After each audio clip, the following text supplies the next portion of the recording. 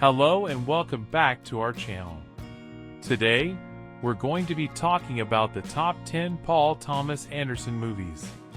Paul Thomas Anderson is a filmmaker known for his unique style and compelling storytelling. From dramas to comedies, his films have captivated audiences and earned critical acclaim. So without further ado, let's get started with our countdown of the top 10 Paul Thomas Anderson movies.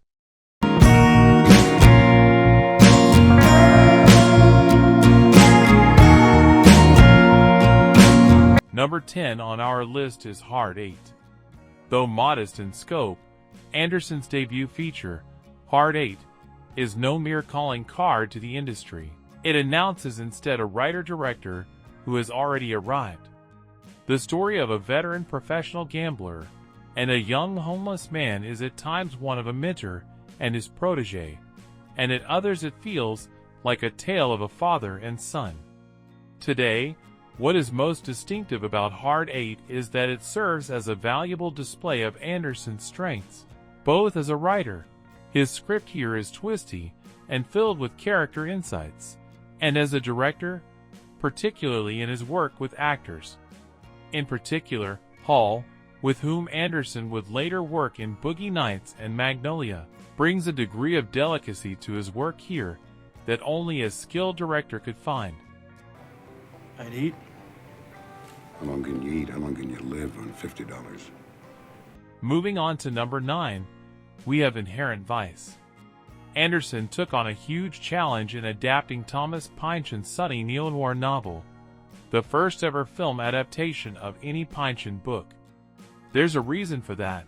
Many readers find Nikon's novels dense and involving while others consider them impenetrable. Anderson, however, manages to find a clear narrative through line through the book and brings it to life with his A-list cast, led by the ever-fearless Joaquin Phoenix. As the years pass, what may be most memorable looking at Inherent Vice today is the contrast that Anderson draws between the picture-perfect images of beach life in Anderson's beloved Southern California and the dirty dealings that are going on just steps away from the surf. For his adapted screenplay, Anderson received his 4th Academy Award nomination for writing and his 6th overall. Whoa. Are you alright? Am I? Are you? Ordinarily, we're the ones asking the questions. Coming in at number 8, we have Punch Drunk Love. When Punch Drunk Love was first released in 2002, it was reduced by some critics to a simple Happy Gilmore gets serious dismissal, an attitude that did an enormous disservice to both the film and the actor. On one level, Anderson has created a relatively simple romance about a lonely entrepreneur of novelty items who will go to any lengths to win over the woman whom he thinks might be his one true love. But Anderson takes his romance to the next level by utilizing the Sandler persona to explore the desperate loneliness that the Billy Madisons of the world can sometimes feel. Sandler is a willing accomplice to Anderson's vision, flexing his underused acting chops to deliver a performance of empathy and power that remains among the peaks of the comic actor's career.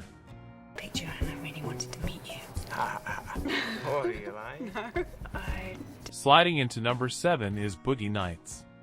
If you strip this film story to its essence, Boogie Nights might be mistaken for another standard showbiz rise and fall saga. But Paul Thomas Anderson doesn't do standard. Set against the colorful background of the San Fernando Valley's adult film industry in the 1970s and 80s, Boogie Nights is populated with an array of finely etched characters all interacting with a young man who has the looks and impressive plumbing needed for superstardom in the porn industry. Anderson then broadens his canvas to use these characters as a comment on American society at that time. For Boogie Nights, Anderson received his first Academy Award nomination for Best Original Screenplay. Everyone's blessed with one special thing. I want you to know I plan on being a star. A big, bright, shining star. And now we reach number 6, The Master. Anderson has crammed so many ideas in his narrative that the screen seems barely big enough to hold them all. Even though the master was shot in glorious 65mm, alcoholic drifter Freddie Quell is taken in by Lancaster Dodd, the leader of a philosophical movement called The Cause, in which past trauma of a disciple is unearthed and presented as a reason for their current bad behavior. Freddie falls for this hooey, and soon becomes the right-hand man to Lancaster, much to the displeasure of Lancaster's controlling wife Peggy. The father-slash-son relationship that builds between the two men echoes that in Anderson's Hard Eight, but the bond here becomes pathological and utterly compelling. Phoenix, Adams, and Hoffman were all Oscar-nominated for their performances. How'd I get down here? You're acting aggressive because you drank too much alcohol. Halfway through our countdown, and we arrive at number 5, Magnolia, an inept cop searching for love, a former quiz kid turning to crime, a trophy wife having second thoughts about her life, a fast-talking motivational speaker who won't reconcile with his dying father. Oh yes, and frogs falling from the sky. Everyday life in the San Fernando Valley, at least seen through Anderson's eyes. The work of his distinguished ensemble cast is second to none, and his complex screenplay in which these oddball characters so easily move in and out of one another's lives is reminiscent of the best work of Anderson's friend and mentor, Robert Altman. Yet the empathetic eye with which he views his misfit characters is Anderson's alone. For Magnolia, Anderson received his second Oscar nomination for Best Original Screenplay. Me and him, do you understand? There's no one else. No one else! Up next, at number 4, we have Phantom Thread. Though set amid the fashion whirl of 1954 London, Phantom Thread is every inch a Paul Thomas Anderson film. Here we have a Daniel Day-Lewis character who is a man obsessed with perfection, constantly striving toward the goal. No, it's not There Will Be Blood, but is instead a chamber piece about obsession. Here, however, what fixates fashion designer Reynolds Woodcock is aesthetic perfection, which he now believes that he can achieve with his latest muse Alma, who may have a few ideas of her own. As in many of his films, Anderson playfully juggles tones here, often within a single sequence. At one moment it's a chilling gothic drama, the next a dark comedy. Phantom Thread can handle them all. For Phantom Thread, Anderson received 2 personal Oscar nominations, for Best Picture and Best Director, among the 6 earned by the film. Good morning. Will you have dinner with me? Yes. We're nearing the end of our list, and at number 3, we have Junan.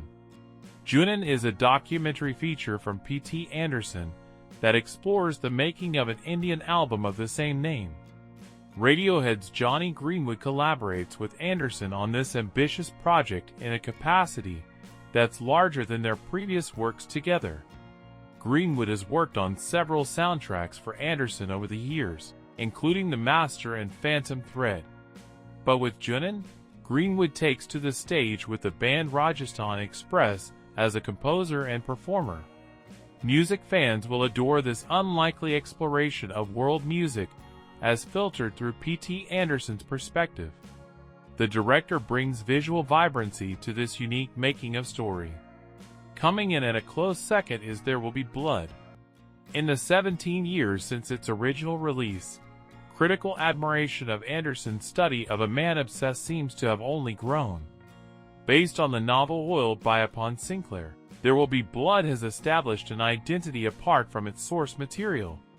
The tale of Daniel Plainview, a silver miner turned oilman who becomes obsessed with amassing wealth to the point that it drives him to the brink of madness. For years, film scholars have been debating the meaning of the film, whether it be exposing the dark side of capitalism or the vanishing of the American frontier. Undeniable, however, is the power of the film's central performance by Daniel Day-Lewis, a fearless piece of acting that still stands as one of the great film performances of the 21st century. For There Will Be Blood, Anderson personally earned 3 Academy Award nominations for Best Picture, Best Director, and Best Adapted Screenplay. Can't keep doing this on my own. With these, And finally, we've reached the number 1 spot, Licorice Pizza. Anderson has always been attracted to business hustlers, and with his latest, Licorice Pizza, he's created a great one in Gary Valentine, who operates his own show business PR film and is about to open the first in a chain of Waterbit stores. He's 15. Gary is also beginning to have an eye for the ladies, and one in particular, Alana, a photographer's assistant who's 25 and has no interest in a 15-year-old, at least at first. Licorice Pizza has a kind of loosey-goosey style that echoes several of Anderson's early films. But there's a confidence in his directorial style developed over the years that keeps the light material firmly on track.